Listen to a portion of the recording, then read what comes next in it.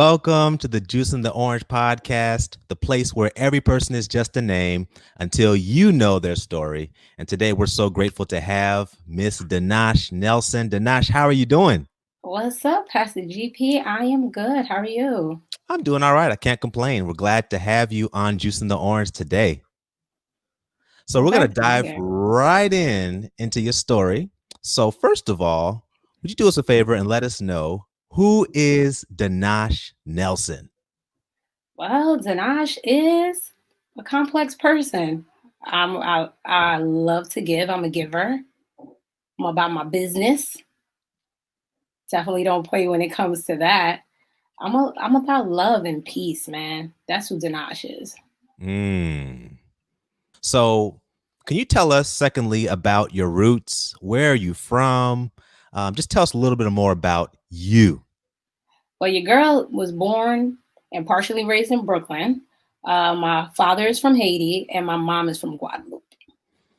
Hey, sac passe, not boule. Yeah, and my Creole is like level 2.5. So you're gonna have to hit me with the basics. The basics. That's all right. So, you have those Caribbean roots and you call New Jersey home, correct?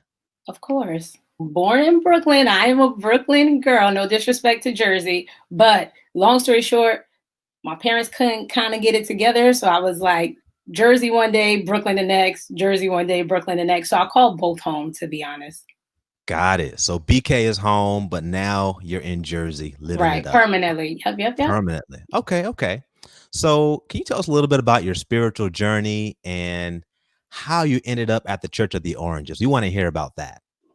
So my parents have always been spiritual people, right? My dad became an Adventist when I was around 2, 3 years old. My mom is either Baptist or Pentecostal.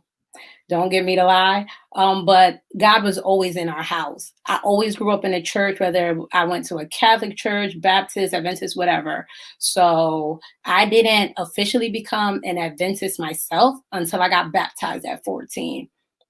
Long story short, the way I got to the Church of the Oranges is kind of like spicy. I'm not going to tell all my tea, but I'm happy that I am a member. I got baptized last summer before the pandemic came and put us all at a standstill. I've been going to Church of the Oranges actually for a long, long time. I've just been Mm, like in and out as I got older. When I was younger, though, like I used to sing at Church of the Oranges.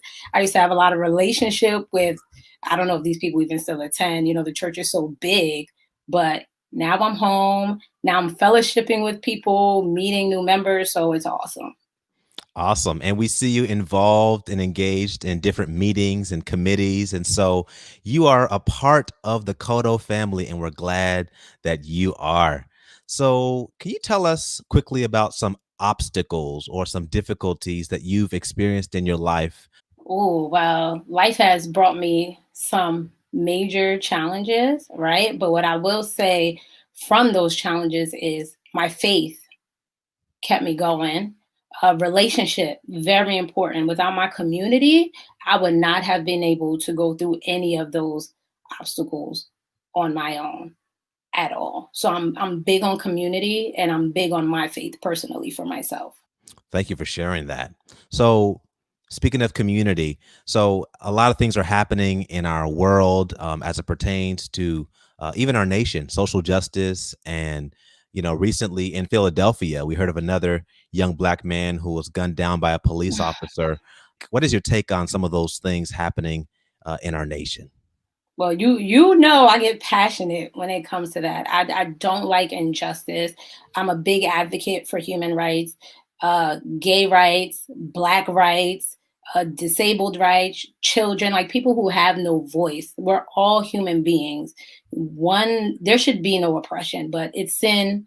This is the way of the world, right?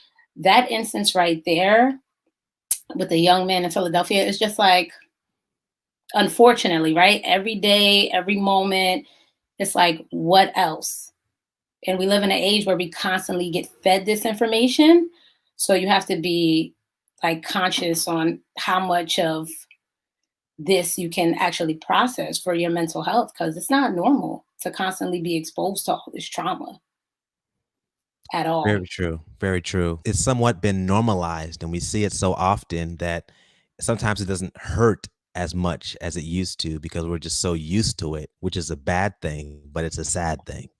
And especially for us, well, people of color, black people, because for some of us or most of us, whichever category you fall in, we experience these things either directly or indirectly.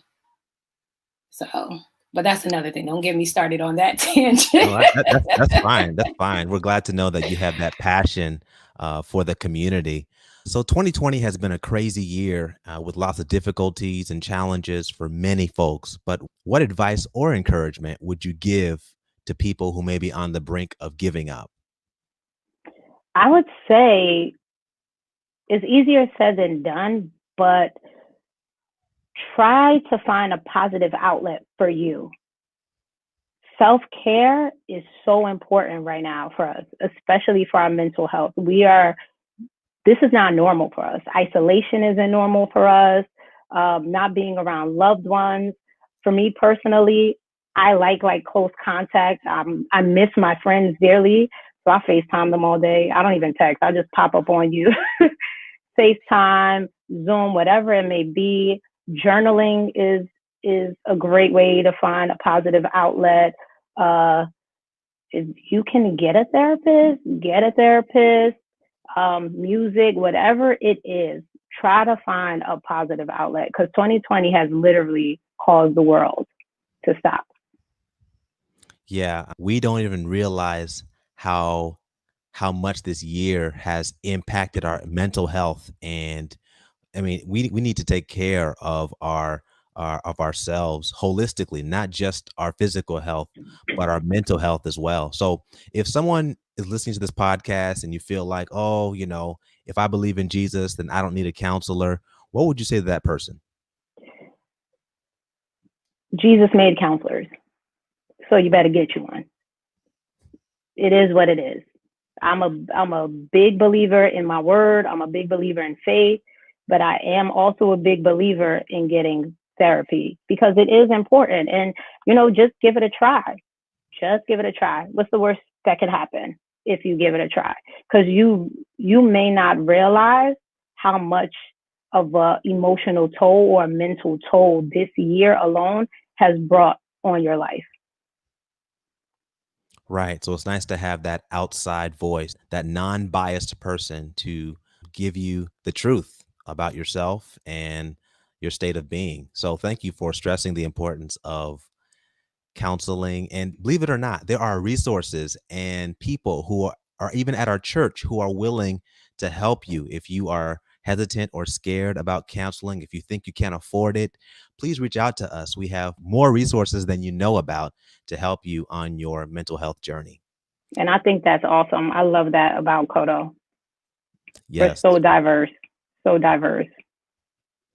definitely. So, can you tell us about some of your other passions? You mentioned social justice. So, I know you have a podcast. Can you tell us about that podcast? Right. So I am a sports fanatic, but football is my niche. So I have a podcast. It's called Under Review. It's available on all streaming platforms. You guys check it out. If you're a sports fan, it's for you. I cover fantasy football, so I get your lineup right for the week. We do NFL picks. We do hot topics. We just stay away from the gossip and just give you the facts, the raw, the real, and the analysis because I love data. I'm a data type of chick.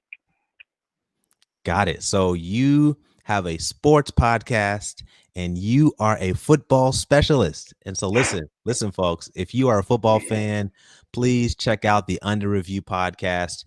And you better tune in before Danache goes to ESPN. You can say, listen, she's from my church. I supported her podcast before she blew up. So y'all come on and support our own on her podcast. So Danache, you mentioned that you are passionate about family and community. Can you tell us more about some of your personal goals? What are some of the things that you would like to accomplish in the next 5 to 10 years? So personally, 5 to 10 years, I want to establish my legacy. Right now, I would go into more detail, but we're setting up the groundwork right now. So Once I get established, I'm going to share with my church family. But I'm all about building legacy. For those at the Church of the Oranges that know me, they know the disabled community is very big for me. So that's the project that I'm working on. Personally, I volunteer, or when the world was open, volunteered at a lot of special needs schools. Right now, I'm a behavior therapist. So I do a lot of therapy remotely. That's a passion of mine as well. And I do it for free. Because that community, like many other communities, they've been left behind during the pandemic, right? So a lot of services haven't been rendered to those families. So that's just one example of one of my passions and the things that I've been doing. That's awesome. So you're passionate about people with disabilities and giving them opportunities. What advice would you give to any church or any person about how to be more supportive to those who have disabilities? Just be as inclusive as you can. I know it seems like, ugh, right? Because we just get nervous. Somebody may look different, or we're not familiar, so we don't know what to do. Just be inclusive. You don't have to point it out like, hey, do you want me to like push your wheelchair? You can just say, hey, hi, how you doing? Ask that person how they're feeling. Just get to know the person like you would anybody else. And once you foster a relationship, then yes, you can get a little bit more personal. And that's different, of course, than if you see somebody who actually needs assistance. Then you can offer services like, hey, do you want me to get the door? Whatever the situation may be. But just be as inclusive, because a lot of people feel left out, and that's not cool. So treat them like a person, first of all, and Right. then see how you can be helpful to them. That's great advice. Thank you so much, Danache. So back before the pandemic hit, there were people who were talking about the fact that our church doesn't have an elevator, so that there are some people when we're eating upstairs and feasting on Right. that good fish and food, whatever we're eating, there are people who couldn't get up there because they have some limitations. And so even in our building or expansion projects, we need to keep these things in mind. Think about those with disabilities. Perhaps even in our services, our virtual services, maybe we should have someone signing. What do you think about that, Danache? I love that. So, quick story, right? I went to Keene to be a speech pathology major, and I minored in sign language. Um, I love signing. I sign to my little ones. My toddler has special needs. He has cerebral palsy, so he's in a wheelchair. And I remember, I think the second time I interacted with Pastor Stoddard at the church, I was like, "Yo, Pastor, what we doing? We need an elevator. We need a ramp." And I'm sure that man was looking at me like, wait a minute, shorty. Because from my experiences, just about every single church I've been to, it doesn't matter what the denomination, it is not ADA accessible. And it's not just for people who are disabled, it's for our elderly, it's for somebody who's young and broke their foot playing basketball. And it's just, accommodation should be made for everyone. Very important. Definitely, definitely. And we are looking forward to some of the changes that will be made as a result Yes, of this charge from this podcast. yes, yes. And so we are grateful for you sharing your heart and sharing your story. So, what have you learned about people in general?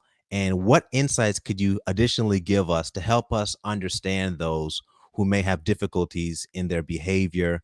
What could we do to be less judgmental and more understanding? Be kind, really, in layman's terms.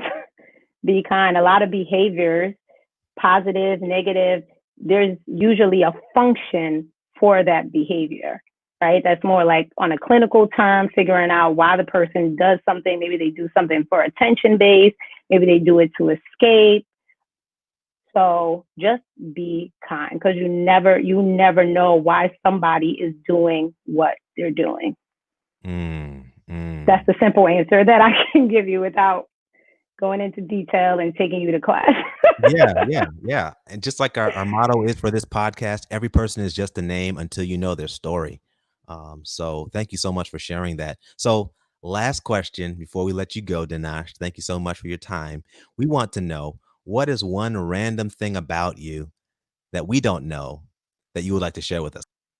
Well, I gave away that I signed, right? So that's out.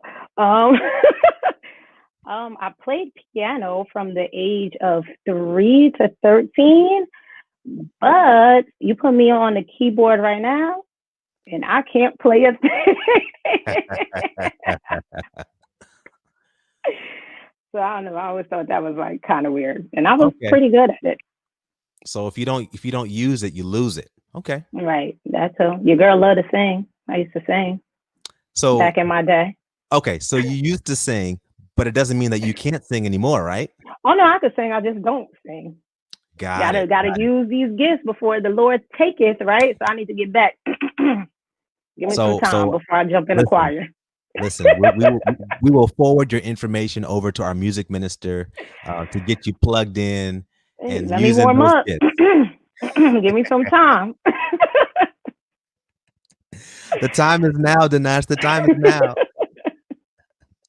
But Danash, we thank you so much for your willingness to share your story on the Juice and the Orange podcast. Is there anything else you'd like to share with your Church of the Oranges family? Man, I'm just excited to be a part. I can't wait till the world's open back up so we can all fellowship together because I really miss going to church. I really do. And Under Review podcast drops every Wednesday on every streaming platform.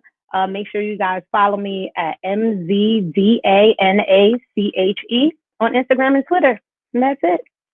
Awesome. Thank you, Danash, for joining us on the Juice and the Orange podcast. And we hope that your story was an inspiration to each and every person listening. Thank you, Church of the Oranges, for your support of this podcast. We ask you to like, share, and subscribe. You can download the audio version on whatever platform you listen to podcasts. And of course, you can always support on Facebook and YouTube. Thank you all, and we'll see you next time.